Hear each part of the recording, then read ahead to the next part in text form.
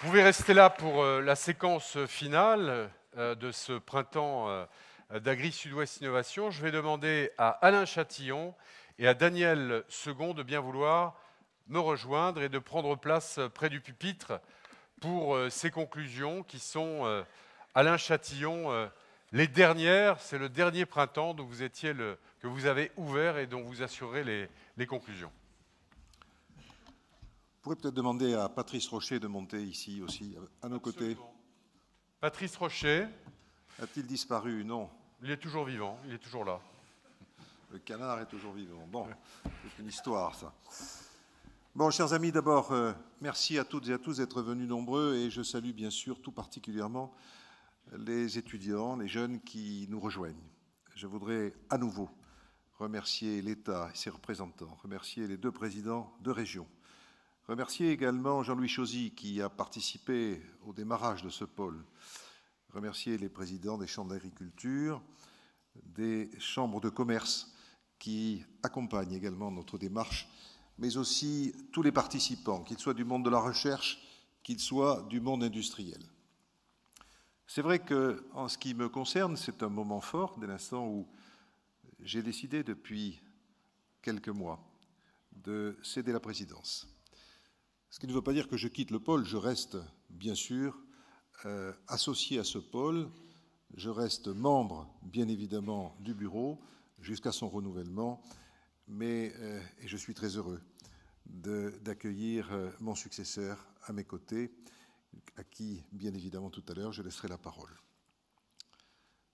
Merci à Xavier Belin pour la clarté de son exposé et ce côté direct que j'aime bien.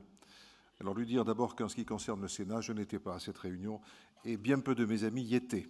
Il y avait par contre beaucoup de gens de l'extérieur au Sénat qui étaient là. Mais c'est vrai que ce type de réunion ne me paraît pas tout à fait intelligente dans un moment où la France doit gagner des parts de marché, dans un moment où nous devons nous retrouver comme à la fin du 19e avec un souci de la recherche et du développement.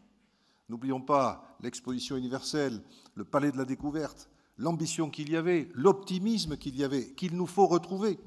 Parce que gagner des parts de marché, c'est d'abord être optimiste et transmettre cet optimisme à ceux qui nous entourent. Le travail d'équipe. Le travail d'équipe, pour revenir à Agri Sud-Ouest Innovation, c'est ce que nous avons pratiqué. Et je vous assure que le plus grand bonheur que j'ai eu, c'est de travailler avec cette équipe. Le succès de Agri Sud-Ouest Innovation, ce n'est pas le succès d'un homme, c'est le succès d'une équipe. Une équipe qui s'est retrouvée avec des gens de la recherche, avec des industriels, avec le souci d'apporter quelque chose à notre région, de créer de l'emploi, de créer l'innovation, car l'emploi, c'est l'innovation qui le crée. Et tout cela, eh bien, on l'a fait sur 7 ans. L'objectif, c'est aujourd'hui le Gold européen. Objectif qu'on s'était assigné, c'est, comme je l'ai dit tout à l'heure, près de 3000 emplois créés, ces 300 projets, ces 300 entreprises et chercheurs qui sont à nos côtés et qui subventionnent ce pôle aux côtés des collectivités qui, bien évidemment, ont accompagné notre démarche. Je les salue à nouveau. J'ajouterai, au-delà des régions et de l'État, j'ajouterai bien sûr les communautés de communes, les communautés d'agglomération, les départements. Je crois que cette ambition, elle est forte. Et sachez combien l'équipe, dont je ferai toujours partie, a vraiment la volonté de la poursuivre et il y aura d'autres printemps. Alors maintenant, il me revient d'accueillir Daniel Second. Nous faisons équipe depuis 7 ans. Je suis allé passer un week-end merveilleux pour essayer d'écouter le brame du cerf, mais il avait attaché bien sûr les cerfs et j'ai pu l'entendre tout de suite. Nous partageons beaucoup de valeurs. Nous sommes dans l'action, nous sommes des hommes d'équipe. Il reste président du conseil de surveillance de la RAGT. Il vient d'annoncer qu'il quittait le CNIS en tant que président. Et donc, je suis heureux de lui transmettre cette place et je sais combien nous allons continuer tous ensemble, avec toute l'équipe et le bureau réuni, à bien assumer le développement de ce pôle avec ambition, avec réalisme, avec efficacité. Donc à toutes et à tous, je vous remercie du fond du cœur, mais je ne voudrais pas non plus oublier le travail qu'a fait Patrice Rocher et l'équipe du pôle. Patrice a fait un travail remarquable pendant 7 ans. Il est breton, donc quelquefois c'était un peu dur, mais quelquefois aussi il s'est rendu compte que les Cathares, demain les Aveyronnais, on a aussi nos caractères. Et finalement, on est arrivé, je vous l'assure, à très bien travailler ensemble. Et bien sûr, toute l'équipe qui est avec lui, qui a travaillé comme nous le souhaitions tous, dans l'unité. Je vous l'assure, en 7 ans, c'est rare de voir des équipes qui travaillent dans l'unité comme ça. Je ne peux que m'en réjouir, m'en féliciter et leur dire combien je suis satisfait à cet instant du travail que nous avons réalisé ensemble au service de nos concitoyens, au service de nos entreprises et avec une ambition et, comme vous le voyez, un optimisme qui ne nous a, quant à nous, jamais quittés. Merci à toutes et à tous.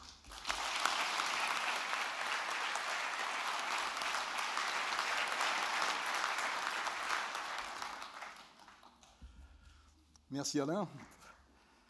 Écoutez, je ne vais pas renouveler les remerciements à tous les présents, j'essaierai de faire court.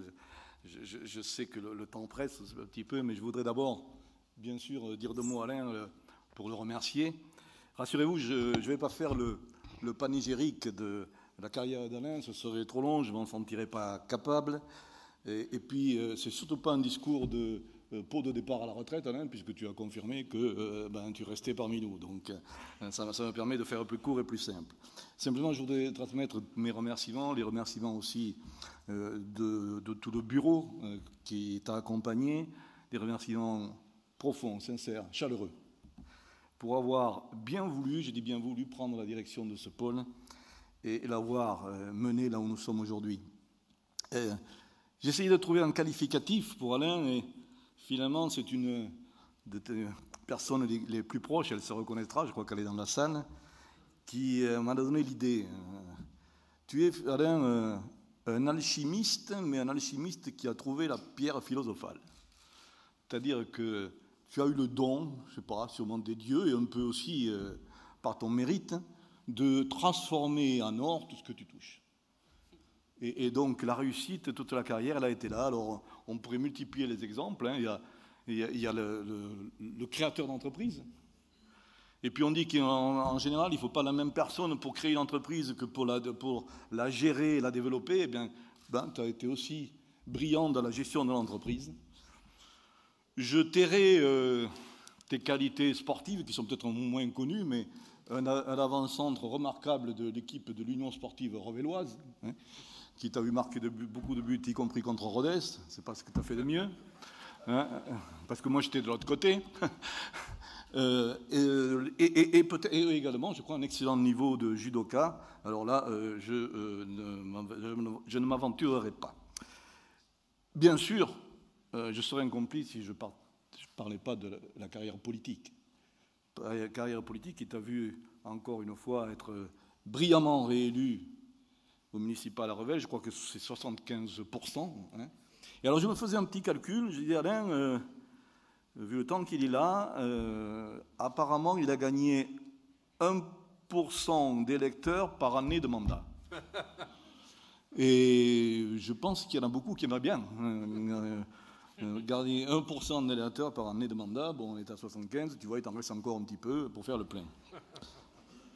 Donc Alain, tout ceci pour dire que nous avons eu la chance que dans ce parcours éclectique qui te caractérise, eh bien, tu as bien voulu, tu as trouvé un intérêt à présider ce pôle, un intérêt, j'allais dire, naturel, parce que tu es un homme de terroir, tu es un homme d'entreprise, tu es un homme de territoire, tu es un homme de développement et d'innovation, donc c'est un peu une rencontre naturelle, mais nous l'avons beaucoup apprécié et ça a été une pleine réussite. Je voudrais bien sûr te remercier encore une fois, témoigner notre reconnaissance et peut-être qu'à ce moment, le plus grand remerciement que je voudrais te faire, Alain, c'est que tu as décidé de rester avec nous. Donc le remerciement que je te fais, ce n'est pas que tu partes, c'est justement que tu restes dans ce bureau que tu as mentionné, ce bureau qui était l'instance rapprochée et qui sera toujours, j'espère, celle qui élabore la stratégie de notre pôle, l'a fait valider bien sûr par le conseil de surveillance, mais qui au fond fait vivre notre pôle et qui l'a amené là où il est aujourd'hui, grâce à toi. Et je vous propose de forts applaudissements, voire même une standing ovation pour notre ami Alain.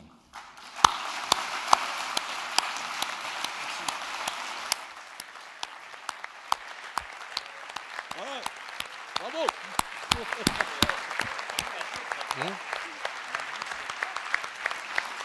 On va le faire.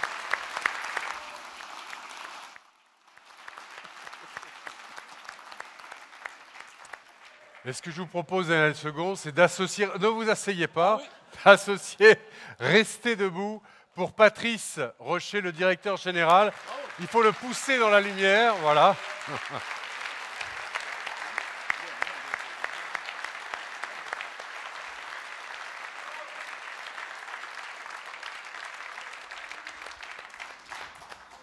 Et une troisième pour mon successeur, parce qu'il faut vraiment l'applaudir. Pas fini, hein. Alors, nous allons faire comme à la messe, vous pouvez vous asseoir. Voilà. Vous comprendrez donc, ayant dit ça, vous comprendrez que c'est avec une certaine fierté, certainement, bien sûr, beaucoup d'intérêt, et aussi un grand enthousiasme que je prends le relais d'Alain, avec aussi, je dois le dire, une petite appréhension, parce que c'est quand même pas difficile, pas très facile de succéder à un tel personnage, mais ce qui me rassure d'abord, c'est que l'équipage reste le même. L'équipage reste le même, je dirais qu'en termes marins, c'est un changement de quart. On a changé l'équipe un peu, on a changé les rôles. Rappelez que ce bureau, eh bien, il reste dans sa composition initiale. Alors je me permettrai de le rappeler un petit peu. Ceux de la première heure, Hervé Ossard, Michel Roux, Hubert de Rochambeau, les plus récents, les Aquitains qui nous ont rejoints au moment de l'extension à Agri-Sud-Ouest Innovation, avec Cédric Cabane, pas un Aquitain, qui nous a rejoints à cette occasion-là, avec Pierre Coudert, je ne sais pas s'il est là, Pierre, je ne l'ai pas vu, avec Fernando, qui est aujourd'hui notre vice-président, Fernando Léal Calderon, qui est ici, et puis le tout petit dernier, qui est en tribune, Gilles Fournier, Régis Fournier, et Régis Fournier, et voilà l'équipe resserrée. Je voudrais bien sûr dire que ce qui me rassure dans ce petit moment d'appréhension, c'est aussi le formidable travail que fait l'équipe de permanents, 8 permanents, animés par Patrice Rocher, demain par quelqu'un d'autre, et puis Laurent Augier, qui sont ceux que vous connaissez en fait, qui sont vos interlocuteurs au quotidien, qui font monter des projets. Je vous assure, pour les côtoyer dans le comité de labellisation, ils sont plus déçus que vous lorsque l'un des projets n'est pas labellisé et n'obtient pas le label parce qu'ils sont tellement investis derrière que c'est leur petit. Et donc je voudrais ici à la fois les remercier et dire combien je compte sur eux. Donc, certes appréhension, mais une certaine sérénité pour toutes ces raisons avec laquelle je prends cette nouvelle fonction. Alors peut-être je voudrais 2 ou 3 mots sur qui je suis, d'où je viens. Dois-je dire que je suis Aveyronnais? Je pense qu'il y en a beaucoup qui l'avaient compris. Que j'ai fait ma carrière pour l'essentiel, bien sûr, à RAGT. Je suis ingénieur agronome de formation à l'école de Montpellier. Il y a beaucoup de Montpelliérains ici. Hein. Je vous engage à faire des écoles d'agronomie. Que après une année passée à l'INRA dans la recherche publique, nul n'est parfait. J'ai donc fait une année dans la recherche publique. Et puis, une partie de ma formation aux États-Unis, eh bien, je suis revenu à RAGT pour prendre la responsabilité d'un programme de recherche, la direction de la recherche en 1983, et puis progressivement les commandes du groupe, jusqu'à la présidence du directoire de ce groupe RAGT, que j'ai quitté au 30 juin 2013 pour devenir maintenant le président du conseil de surveillance, ce qui me donne un peu plus de temps pour s'occuper d'autres choses, dont bien sûr le pôle. Parmi mes autres fonctions, j'étais, je crois que ça a été dit par Xavier, jusqu'au 30 juin dernier, au 15 mars dernier, donc voici maintenant à peine un mois, même pas un mois, président du groupement national interprofessionnel des semences, donc président de l'interprofession française des semences, il est évident que je n'aurais pas pu accepter une telle responsabilité de pôle si j'avais gardé la présidence du CNIS, donc je ne suis plus président du CNIS, ce qui me laissera un peu plus de temps pour consacrer à ce cher pôle. Et je dirais que parmi mes autres fonctions, quand on est à Rodez, on est un peu perdu, et donc on est obligé aussi de s'occuper prendre des fonctions de représentation de la cité. Et donc il se trouve que je suis le président de l'IUT de Rodez, parce que je trouve beaucoup d'intérêt à la proximité avec le monde étudiant, et l'enseignement et la formation. Et puis un peu par devoir, parce que je suis un très gros utilisateur, je me suis fait blackbouler voici un mois à la présidence de l'aéroport de Rodez, ce qui, je vous assure, n'est pas une sinécure quand les avions ne volent pas. Voilà, donc en général, un président parle de son programme. Je ne vais pas vous parler du programme, en tout cas pas très longtemps, simplement parce que vous dire qu'il est déjà écrit, validé, à travers la feuille de route que nous avons élaborée ensemble et qui nous a permis de reprendre l'agrément pour la période 2013-2018, la fameuse R3 des pôles, épreuve que nous avons brillamment passée. Et donc tout est écrit dans cette feuille de route. Je peut-être mettrai l'accent sur 3 ou 4 points, des axes qui me semblent différenciateurs de notre pôle. Le premier, c'est l'idée que par rapport à la première période, nous avons décidé d'aller plus loin. Aller plus loin, c'est quoi? C'est que dans notre première période, nous avons eu un rôle qui est celui fondateur des pôles, de catalyseur. Il fallait faire émerger des projets, mettre les gens en réseau pour faire émerger des projets de recherche innovants, etc. Aujourd'hui, nous constatons que il faut peut-être aller plus loin.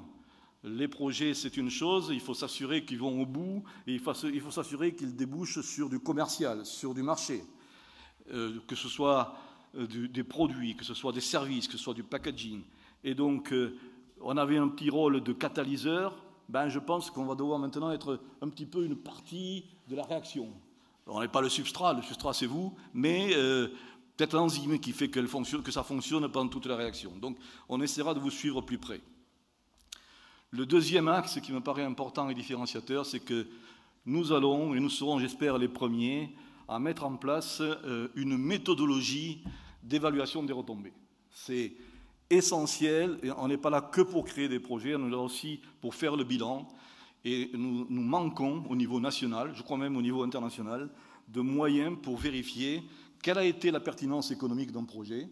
Nous travaillons pour ce avec Toulouse School of Economics, représenté ici par notre ami Hervé, et nous espérons que nous serons les premiers à proposer un cadre de lecture qui vous permettra de dire, ce projet, voilà ce qu'il a généré. On s'oriente aujourd'hui sur des questions de valeur ajoutée, ça ne vous étonnera pas, mais nous irons au bout de ce projet-là. Troisième axe différenciateur, ça a été maintes fois évoqué ce matin, c'est la notion plus que jamais confortée des agrochaînes. Nous étions des originaux lorsque nous avons démarré le concept des agrochaînes. Aujourd'hui, je constate qu'un certain nombre de pôles, que je ne qualifierai pas de concurrents, mais des pôles voisins, embouchent également cette idée de l'agrochaîne. L'agrochaîne, c'est un produit et en amont du produit une entreprise de transformation et en amont de l'entreprise de transformation une culture, une production. Voilà, c'est comme ça, c'est la filière, c'est comme ça que doit évoluer notre agriculture, notre agro-industrie. Alors les agrochaînes que nous avons choisies, elles sont au nombre de 8, les principales, donc le canard gras, on en a parlé ce matin, régissent 47% du marché mondial, non 40% aujourd'hui du marché mondial du canard gras, c'est le sud-ouest. Vous visez, j'ai vu les 47%. Bon. Le maïs, on en reparlera, on en a déjà parlé. Les ovins laits, les fraises, le soja, la protéine, tu t'y retrouveras. Hein. Et puis, il m'en manque 3, ça va être le tournesol, les pommes et la vigne, etc. Voilà, c'est ça. Bon. Quatrième axe, différenciateur également, il me semble intéressant celui-ci parce que, avant de rédiger l'R3, nous vous avons demandé qu'est-ce qui vous manquait, qu'est-ce qui nous manquait pour être plus performant, quel champ d'investigation nouveau, et nous avons retenu 3 axes transversaux que nous allons mettre en œuvre. Le premier, c'est travailler sur ce que l'on appelle l'efficience des systèmes de production. Ce matin, il en a été question avec, par exemple, le triage optique. Voilà un nouvel équipement qui va nous aider à être plus performants. On peut parler du guidage par satellite du tracteur, on pourrait multiplier les exemples, on peut parler plus généralement du machinisme, où vous nous avez dit qu'il y avait peut-être une carence, que cela ne progressait pas aussi vite que progresse par exemple la génétique ou autre chose. Donc voilà un premier axe transversal. Deuxième axe transversal, je suis ravi d'entendre qu'il a été plusieurs fois mentionné ce matin par les jeunes en particulier qui ont posé les questions, c'est l'optimisation des intrants. Il n'est pas question qu'on n'utilise plus d'intrants, les intrants c'est ce qui sert pour produire, mais optimiser leur usage, et là il y a beaucoup de champs d'investigation à mener. Et enfin, ça a été moins mentionné, c'est que nous sommes dans une zone de production de grande quantité. Et si nous voulons valoriser tout ce que nous produisons, eh bien peut-être pouvons-nous l'utiliser non pas à des fins premières, mais à des fins de transformation ultérieure à travers des projets d'agro-raffinerie. Voilà les trois axes transversaux. Voilà pour le programme. Je voudrais terminer sur quelques convictions personnelles. J'en citerai 4. Première conviction, ce qui m'anime et ce qui vous anime, je pense, c'est des termes comme terre, terroir, territoire. Je pense qu'on est tous réunis autour de cette idée, dans ce territoire, ces terres productives. Qu'est-ce que nous voulons dans notre spécificité agricole? Nous voulons que ce territoire soit florissant grâce à l'innovation. Nous voulons qu'il soit rentable. Il n'y a pas d'agriculture durable sans rentabilité. Et tout ceci, ça se mesure en particulier par la valeur ajoutée des différents intervenants économiques. Ce matin, lors de l'Assemblée générale, il a été dit que la moyenne de taux de valeur ajoutée de nos entreprises était de l'ordre de 24 et quelques %.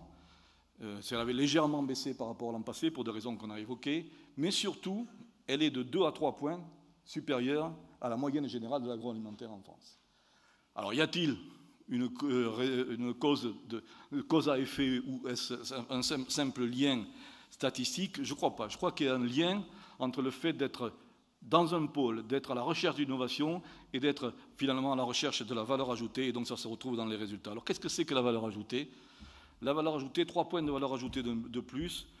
Tous les patrons d'entreprise qui sont là vous le diront, si on arrive à les retrouver en bas à droite de votre feuille de résultats, c'est de l'argent.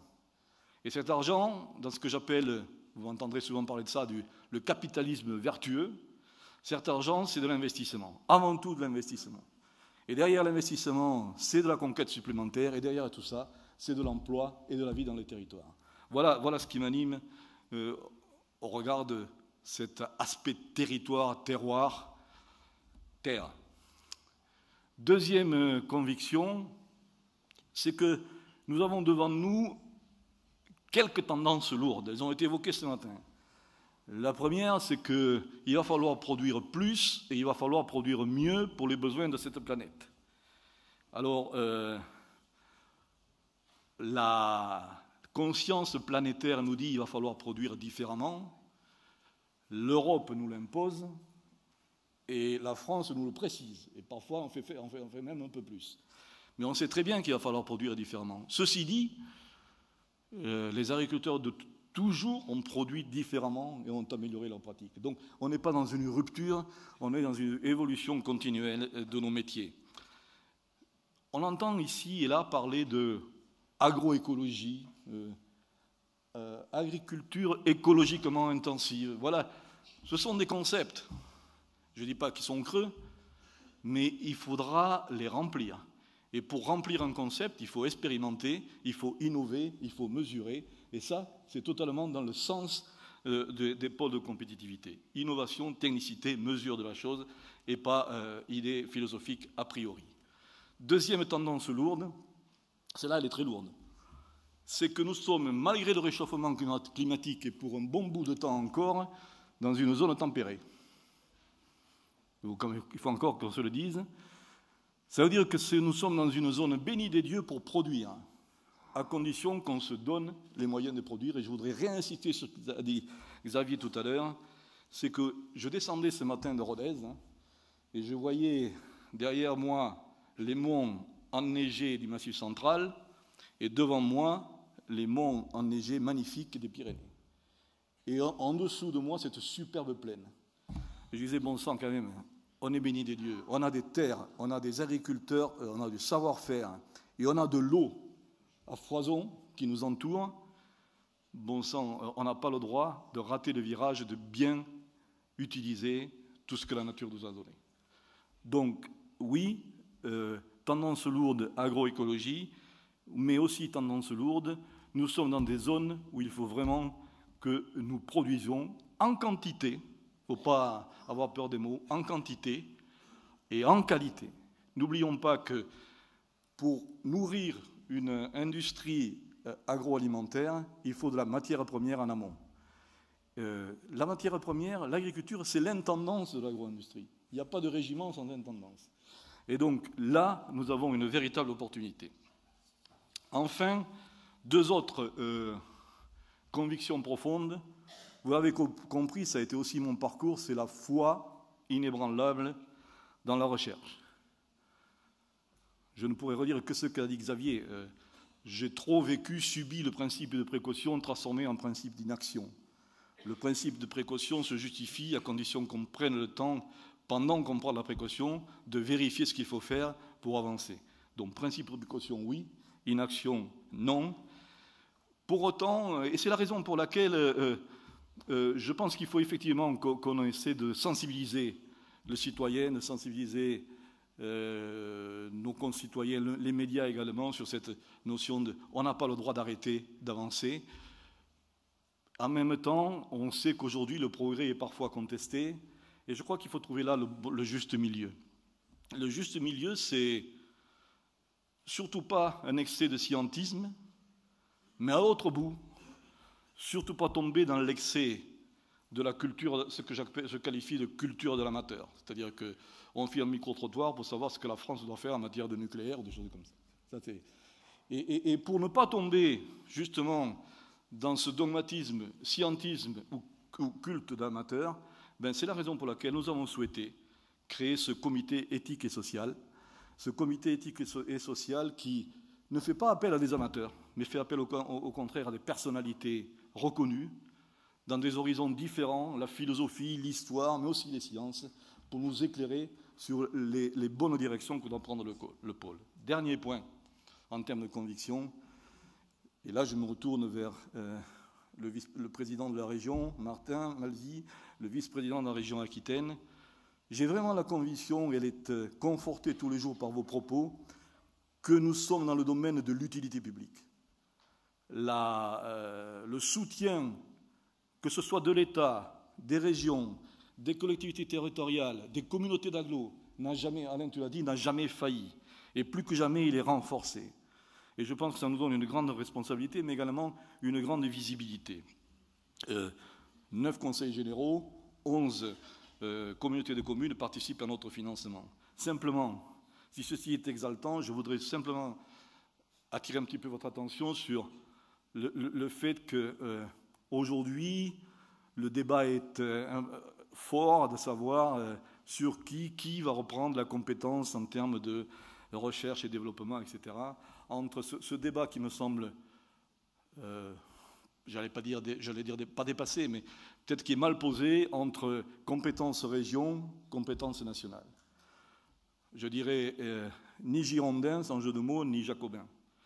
Mais évidemment, nous avons besoin d'une spécificité régionale, et évidemment, en même temps, notre pays, qui est un petit pays, ne peut pas faire l'impasse sur nos cohérences nationales. Je crois que ça a été dit ce matin, et je voudrais le renforcer. Je suis sûr que nous serons assez intelligents pour trouver le bon équilibre entre la spécificité régionale et la nécessaire cohérence nationale. Voilà, nous avons de beaux projets devant nous, le pôle de belles perspectives, le pôle est sécurisé, il est dans de bonnes mains à travers son bureau, plus qu'à travers son président, à travers toute l'équipe. Donc il continue à être en marche, et juste je vous annonce que nous aurons un comité de labellisation pour ceux qui en font partie, je crois que c'est mardi. J'ai découvert que sur 4 projets proposés au FUI, j'ai été récusé 2 fois, ce qui montre avec satisfaction que je vois que j'ai des concurrents actifs. Nous avons aussi organiser la succession de Patrice Rocher. Je crois pouvoir vous dire que sous 15 jours, eh bien, on vous annoncera, je ne sais pas si c'est le digne, parce que ça sera lourd à apporter aussi le successeur de Patrice. Et puis, nous allons nous réunir en séminaire, comme on a su le faire à plusieurs reprises, quelque part au fin fond de la campagne, au mois de juillet, pour préparer, pour échanger sur tous ces dossiers fondamentaux. Voilà, dans l'immédiat, il me revient une dernière tâche tout à fait agréable, c'est de vous convier à un petit moment de convivialité entre nous. Merci à tous.